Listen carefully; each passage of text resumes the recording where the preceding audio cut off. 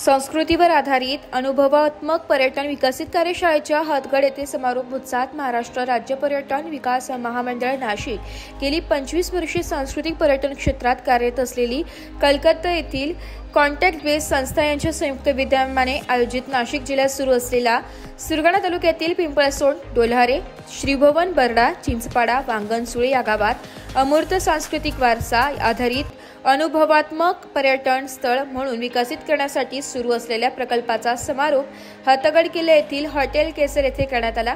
या कार्यक्रमात 100हून अधिक कलाकारांनी सहभाग घेतला होता। तालुक्यातील पिंपळसोंड येथे भोवाडा सोंगे मुखवटे तयार करणे हस्तकला कार्यशाळेचे आयोजन करण्यात आले होते। तर वांगण येथे पावरी नृत्य, डोंगऱ्या देव नृत्य, चिंचपाडा मादोळी नृत्य, बरडा येथे ठाकऱ्या नृत्याचे प्रशिक्षण देण्यात आलं।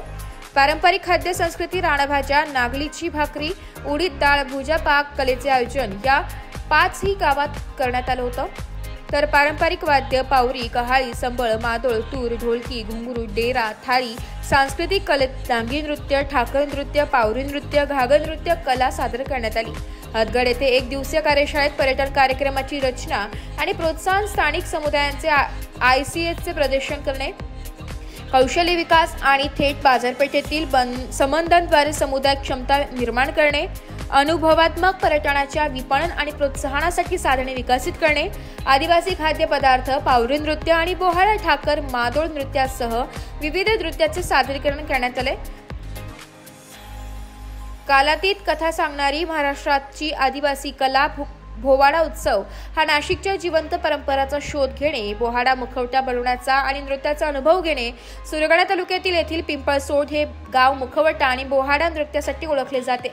माजी सैनिक शिवराम चौधरी गेल्या 60 ते 70 वर्षांपासून मुखवटे तयार करतात। यामध्ये बोहाडा मुखवटा पौराणिक पात्रे, देव देवता आणि राक्षसांचे प्रतीक आहे।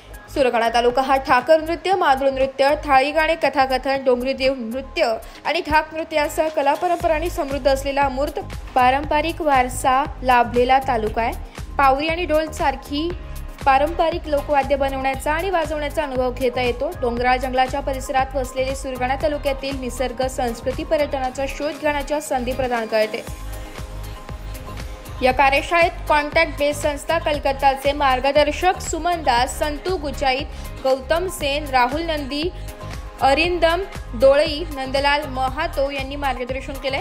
यावेळी लोक कलाकार माजी सैनिक शिवराम चौधरी, माजी सरपंच राजेंद्र पवार, बोरगावचे सरपंच अशोक गवळी, गोंदुडे ग्रामपंचायतीच्या सरपंच संजाबाई खंबाईत, पांडुरंग खंबाईत, शिक्षक रतन चौधरी, मंगलदास गवळी, पंडित गायवन, पत्रकार हिरामन चौधरी, विष्णू बोरसे, लक्ष्मण बागुल, जलपरिषदेचे देवीदास कांबडी, राकेश दळवी, लक्ष्मण बंगाळ, काशीनाथ बंगाळ, गुलाब म्हसे, मोतीराम चौधरी, रंगू चौधरी, रमेश बागुल, वनपरिमंडळ अधिकारी नवनाथ गांगुर्डे, मुकुंद पाडवी सह हतगड परिसरातील हॉटेल जनरल मॅनेजर, हॉटेल मालक मोठ्या संख्येने शेकडो नृत्य कलाकार उपस्थित होते।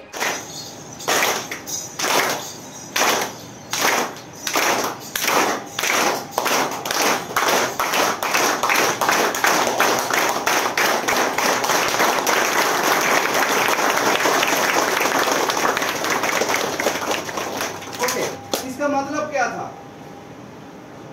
इसका मतलब क्या था? मैं ये कहा था जो मैं दूंगा वही मुझे रिटर्न कीजिए, ठीक है? हम लोग बहुत अच्छे कलाकार हैं, हम लोग डांस करते हैं। ये टाइम जरूरी है, जितना कहा गया है उतना सा ही देंगे, ठीक है? ज्यादा नहीं, कम नहीं, एकदम बराबर देंगे। ओके, पहला बात। दूसरा बात, हम लोग एक एक गांव में गए थे, ठीक? जैसे सोलारी में गए थे, वंगन में गए थे, हाँ, श्रीभवन चिंचपाड़ा में गए थे, श्रीभवन घाटा में गए थे, पिंपळसोंड में गए थे। तो आज पूरा गांव। नाशिक लोकशाही न्यूज साठी उपसंपादक बाजीराव नाना खेरनारसह प्रतिनिधी रतन चौधरी, सुरगाणा।